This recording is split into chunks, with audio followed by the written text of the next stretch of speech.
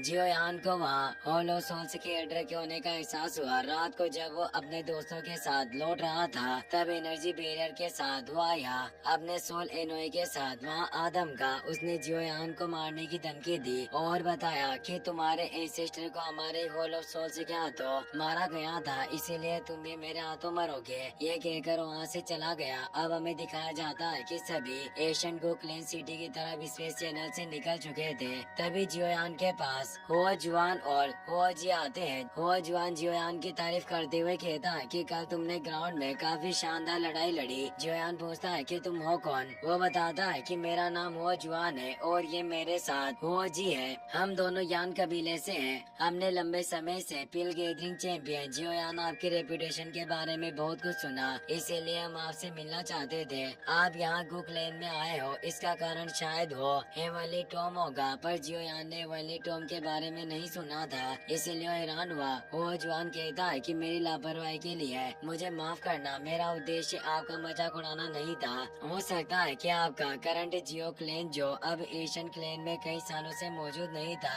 जिससे आपको इस बारे में पता नहीं। पर ये हेवनली टॉम दरअसल एक ऐसी जगह है जहाँ एशियन टाइम से सभी क्लेन के पावरफुल एंसेस्टर के मकबरे मौजूद है, यानी आपके एंसेस्टर जियो जुआन का मकबरा भी इसके अंदर मौजूद है। सभी पावरफुल एंसेस्टर ने इस हेवनली टॉम के अंदर अपने एनर्जी इम्प्रिंट को पीछे छोड़ा हुआ है और उस इम्प्रिंट ने उनकी फॉर्म ले ली है, यानी वो इम्प्रिंट उनका ही एक रूप होगा। पर अगर आप वहाँ जाने के बाद उन्हें पराजित करने में कामयाब हुए तो आप उस इम्प्रिंट एनर्जी को एग्जो कर सकते हो, जिससे आपकी ताकत काफी बढ़ जाएगी। पर इस हेवनली टॉम में 8 एशियन क्लेन के लोग प्रवेश करने के लिए योग्य है और भाई जियोयान आपका जियो कबीला भी प्राचीन कबीलों का हिस्सा हुआ करता था, इसीलिए आप भी स्वाभाविक रूप से इसमें जाने के लिए क्वालिफाइड हो। जियोयान सोचता है कि वास्तव में इस दुनिया में इस तरह की जादुई जगह भी मौजूद है। तभी जियोयान को दूसरी शिप में मौजूद याओ जिंग जी दिखाई देता है, जो जियोयान को देखकर हंस रहा था। वो जुआन जियोयान को बताता है कि ये याओ जिंग जी है, जो याओ क्लेन का मेंबर है और ये टियर 8 के मिडिल ग्रेड का अल्केमिस्ट है, इसीलिए लोग इसे ह्यूमन मेडिसिन के नाम से भी जानते हैं। और मुझे लगता है कि उसकी ताकत भी आपके बराबर की है। जियोयान याओ कबीले का नाम सुनकर थोड़ा हैरान हुआ और सोचता है कि क्या है मेरे मास्टर के कबीले से ही होगा। अब वहाँ पर लीशु आ जाता है, जो जियोयान को बताता है कि क्या तुम आते ही लोगों के साथ परेशानी मोल लेना चाहते हो। जियोयान पूछता है कि क्या तुम मुझसे फाइट करना चाहते हो, पर वो बताता है कि हमारे ग्रेड कमांडर ने तुम्हें बातचीत के लिए इनवाइट किया है, पर सिर्फ तुम अकेले ही आ सकते हो, तुम्हारे दोस्त नहीं। जियोयान इसके लिए तैयार था। फिर हमें ग्रेड कमांडर के रूम को दिखाया जाता है। वो दोनों साथ में चाय पीने लगते हैं और एक गेम खेलने लगे।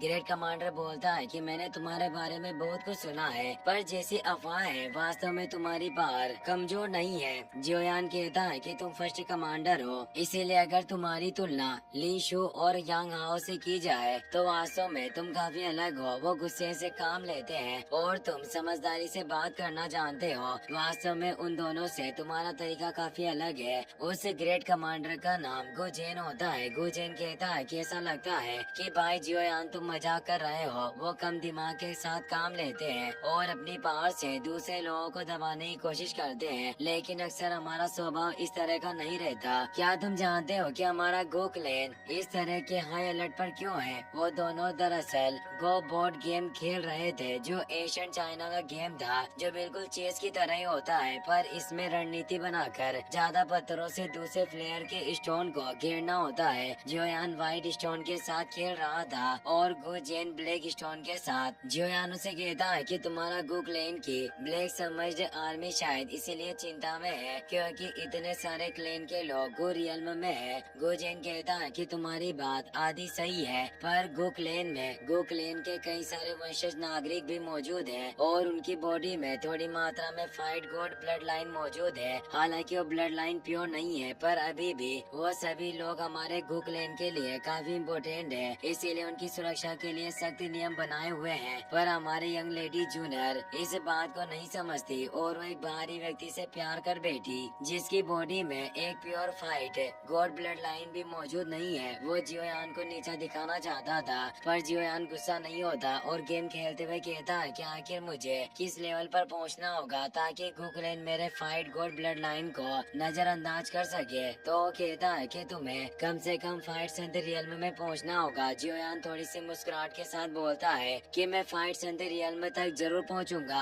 गोजेन देखता है कि जियोयान काफी विश्वास के साथ ये बात बोल रहा था, इसीलिए बताता है कि मेरे यंग जनरेशन के गोकलेन के बीच कई सारे ऐसे लोग हैं जिनका टैलेंट तुमसे भी काफी बेहतर है, फिर भी वो इतने कॉन्फिडेंट नहीं है कि वो फाइट सेंटर रियल्म में प्रमोट हो पाएंगे। फिर तुम इतने कैसे श्योर हो सकते हो कि तुम उस रियल्म तक पहुंच जाओगे? जियोयान बताता है कि ऐसा इसलिए है क्योंकि मैं वहां पहुंचने के लिए मैं किसी फाइट गॉड ब्लड लाइन पर डिपेंड नहीं हूँ। आज मैं जिस लेवल पर हूँ अपनी मेहनत से पहुंचा हूँ। और रही बात फाइट संधि की, तो मेरी ताकत एक दिन सबको साबित कर देगी कि मैं जूनियर के लायक हूँ या नहीं। इसी के साथ वो आखिरी स्टोन को रखकर इस गेम को जीत जाता है और वहाँ से निकल जाता है। गुजेन भी हैरान था क्योंकि जियोयान के अधिकतर व्हाइट स्टोन ने उसके ब्लैक स्टोन को घेरा हुआ था। जियोयान अपने दोस्तों के पास वापस आ जाता है। उन्हें जियोयान की फिक्र हो रही थी। लिटिल फेई डॉक्टर पूछती है कि क्या तुम ठीक हो और क्या उसने तुम्हारे लिए चीजें मुश्किल बनाई, पर जियोयान ना में जवाब देता है। तभी अनाउंस किया जाता है कि हम सभी लोग गोकलेन के सेकंड माउंटेन रेंज में पहुंच गए हैं। गोकलेन में प्रवेश करने के बाद याद रहे कि कोई भी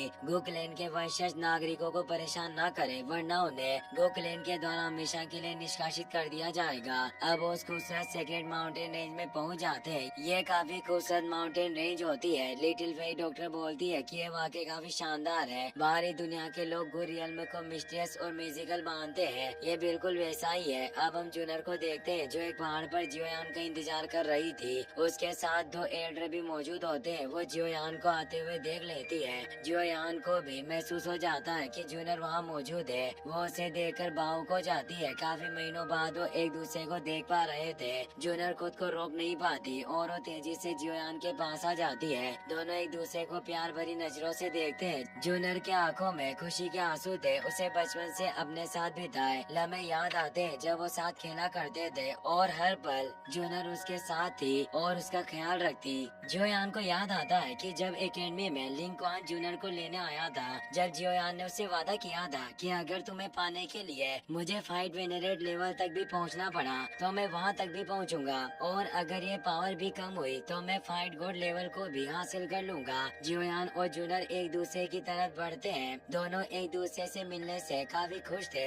जियोयान जूनर से बोलता है कि मैं यहाँ आ गया और अपना वादा पूरा किया। एक एल्डर ये देखकर खांसने का नाटक करता है और सभी को बताता है कि गोकलेन की ओर से हम आप सभी मेहमानों का स्वागत करते हैं। इस गो रियल्म के अंदर के जो रूल है उन्हें पहले ही एल्डर गुसुन ने आपको समझा दिया होगा, इसीलिए मैं उन रूल्स को दोबारा नहीं दोहराऊंगा। इस माउंटेन रेंज से पार करते ही हम गो रियल्म के ग्रेट हॉल तक पहुंच पाएंगे। जूनर लिटिल फेई डॉक्टर से कहती है कि हमें मिले हुए काफी वक्त हो गया, क्या तुम ठीक हो? वो हमें जवाब देती है। जूनर जियोयान से बोलती है कि तुम मेरे साथ चलो, मैं तुम सभी को एक शांत जगह पर लेकर चलूंगी जहाँ तुम आराम कर सकते हो। और वो दोनों एल्डर से कहती है कि हम सभी यहाँ से निकल रहे हैं। वो दोनों एल्डर उसका कुछ नहीं कर सकते थे और अब जूनर जियोयान और उसके दोस्तों को लेकर वहाँ से निकल जाती है। दोनों एल्डर गुस्से में थे, पर आखिर वो कर भी क्या सकते थे। जियोयान और जूनर साथ में आगे बढ़ रहे होते हैं, पर तभी अचानक मौसम बदल जाता है और जियोयान पर एक अटैक होता है जिसमें वो कई सारे वाइट क्रेक से गिर जाता है। जियोयान अपनी हेवनली फ्लेम को एक्टिवेट कर लेता है और बोलता है कि क्या गोकलेन में अपने मेहमानों के साथ इस तरह ही बर्ताव किया जाता है? मैं कोई ऐसा व्यक्ति नहीं हूँ जिसे जो चाहे वो बुली कर सकता है। और वो हेवनली फ्लेम से उस अटैक को खत्म कर देता है। जूनर गुस्से में जियोयान के आगे आ जाती है और जिस एल्डर ने ये किया था उसे बोलती है कि क्या तुम हमारे गोकलेन के शिष्टाचार को भूल चुके हो जो गोकलेन के गेस्ट पर हमला कर रहे हो? क्या तुम यही चाहते हो कि दूसरे क्लेन के लोग ये सोचे कि हमारा गोकलेन गंदी सोच वाले लोगों से भरा हुआ है और हम गेस्ट का आदर करना नहीं जानते? एल्डर बोलता है कि यंग लेडी आप काफी सीरियस लग रही हो। मैंने कई वर्षों से जियो क्लेन के किसी भी व्यक्ति को नहीं देखा, इसीलिए सिर्फ एक लहर छोड़ी। मैं बस इसका टेस्ट करना चाहता था। जूनर कहती है कि एल्डर आज वो दिन है जब मेरा गोकलेन मेहमानों का स्वागत कर रहा है, इसीलिए उन सभी चीजों को करना बंद करें जो हमारे गोकलेन के लिए अपमान का कारण बने। क्या तुम अभी भी मेरी बात को नहीं समझे? और वो गुस्से में अपनी एनर्जी वेव को फैलाती है। इससे वो एल्डर उस जगह मौजूद मिस्टर को हटा देता है और वो जियोयान का हाथ पकड़कर उसे कहती है कि क्या तुम ठीक हो? जियोयान कहता है कि मुझे कुछ नहीं हुआ और अब वो सभी वहाँ से आगे की तरफ निकल जाते हैं। अब वो एल्डर सामने आता है जो ब्लैक सबमर्ज्ड आर्मी का 4th जनरल होता है। उसका नाम गुयाओ था और उसकी बाहर 8 स्टार फाइट वेनरेट रियल्म में थी। उसका साथी बोलता है कि ऐसा लग रहा है कि हमारी यंग लेडी वास्तव में इस जियोयान की काफी परवाह करती है। इससे गुयाओ को काफी गुस्सा आता है और वो कहता है कि मैं उस जियोयान को मार डालूंगा। जूनर जियोयान को लेकर पहाड़ों के बीच बनी हुई एक शांत जगह पर लाती है जहाँ एक हाउस बना हुआ था। ओल्ड मिंग जियोयान के सामने आते हैं और कहते हैं कि जियोयान काफी वक्त हो गया तुमसे मुलाकात नहीं हुई, और अब वो अपने मास्क को हटाकर पहली बार अपनी शक्ल दिखाते हैं। जियोयान उन्हें रेस्पेक्ट देता है क्योंकि उन्होंने जियोयान की काफी मदद की थी। ओल्ड मिंग कहते हैं कि हमें मिले हुए काफी साल गुजर गए। उस वक्त तुम काफी छोटे थे और तुम्हारी पावर मुझसे काफी कम थी, पर अब तुम मुझसे भी आगे पहुंच चुके हो। वास्तव में तुम काफी अमेजिंग हो, लेकिन इन वर्षों के दौरान हमारे यंग लेडी को कबीले के भीतर अपनी ब्लड लाइन पावर को बढ़ाने के लिए ध्यान केंद्रित करना पड़ा, पर इसके साथ ही इन्हें काफी पीड़ा हुई। पर जूनर उन्हें आगे कुछ कहने से मना करती है तो ओल्ड मिंग रुकते हुए कहते हैं कि शायद मैं बहुत ज्यादा बोलता हूँ। जूनर जियोयान से बोलती है कि कल गु क्लैन की coming of age ceremony start हो जाएगी। हालांकि नियमों के अनुसार जो क्लैन मेंबर इस कंपटीशन में भाग ले सकते हैं वो किसी के भी साथ फाइट करने के लिए चुन सकते हैं, पर इस तरह के अवसर का बहुत से लोग गलत फायदा उठाएंगे और मेरे गु क्लैन में ऐसे कई सारे लोग हैं जो तुमसे लड़ना चाहते हैं, इसीलिए ये सब आसान नहीं रहेगा। जियोयान बोलता है कि तुम निश्चित रहो, अगर वो लोग मुझे चुनौती देने की हिम्मत करते हैं तो मैं अपनी ताकत को उनके सामने साबित करूंगा कि आखिर जियो क्लैन की असली पावर क्या है। इसी के साथ ये एपिसोड यहीं पर खत्म हो जाता है।